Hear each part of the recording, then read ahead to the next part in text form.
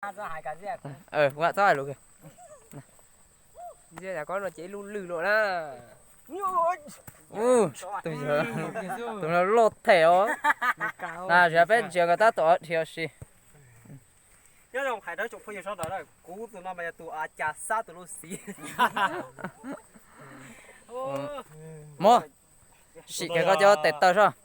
Tụi nó hải nó bóp chơi thế này. Rồi tụi nó hành tao bóp chơi thế này giờ này chỉ tao bỏ này bỏ này tay rầu là giờ này tao tổ coi cái gọi rồng. Này là từ sai chỉ học ba của sư thế nào. Cho nó. Rồi quay xe phân dư. Những chuyện này qua ta cũng mày cho này là rồi này sẽ thả sẽ này nhau từ.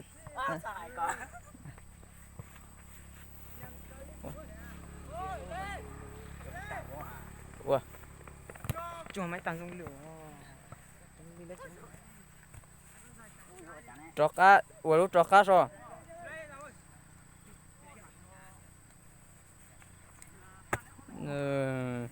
Dùng gì cơ ta mình chỉ mót tàu xuống đảo.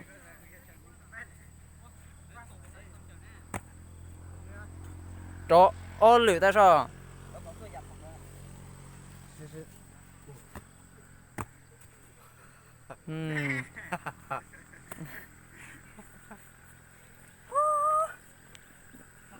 Trọ quá.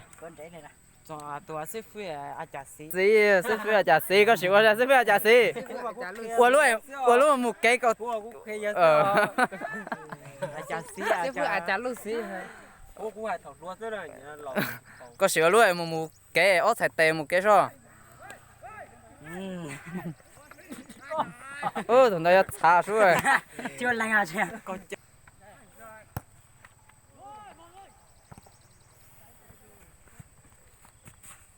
Cho nó nè, nó sẽ tu dây là bù vô mình rồi là mỗi video ta tổ xạo tao rong chơi. Chỉ chụp con tàu đó. Tệ to hỏi. Để tít tội giờ sao thử có trò ca. Tụi nó trò cá thôi mà. Giờ tụi kẹt trò kẹt cá rồi. Ui chúng nó cũng thắc khí. Thì nó cậu tôi. Thì nó cậu tôi. Thì nó cậu tôi. Thì nó cậu tôi. Thì nó cậu tôi vậy tụi. Giờ tao không à. Đó nhưng có cả trò tao chưa thấy tới nhà tư là nhưng trò tao lo. Cho. Có cho mót. Nè.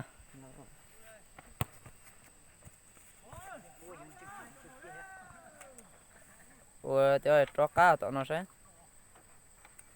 Có cho con cho này phi phi phi. Xếp phi chả lúc xí. Này.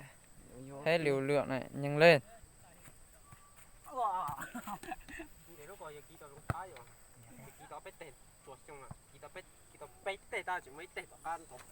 Sư phụ chả sát thủ lúc xí có sự lúc quá sao? Bây giờ nhiều xếp phi chỉ có lúc thọc cái đấy.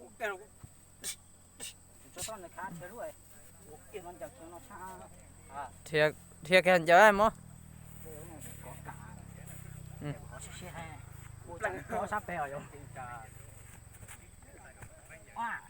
Quật tiền. Chỉ có từ có tiếng xuôi à. Tôi nằm ở thiệt kia nó chỉ vậy. Của anh chúa.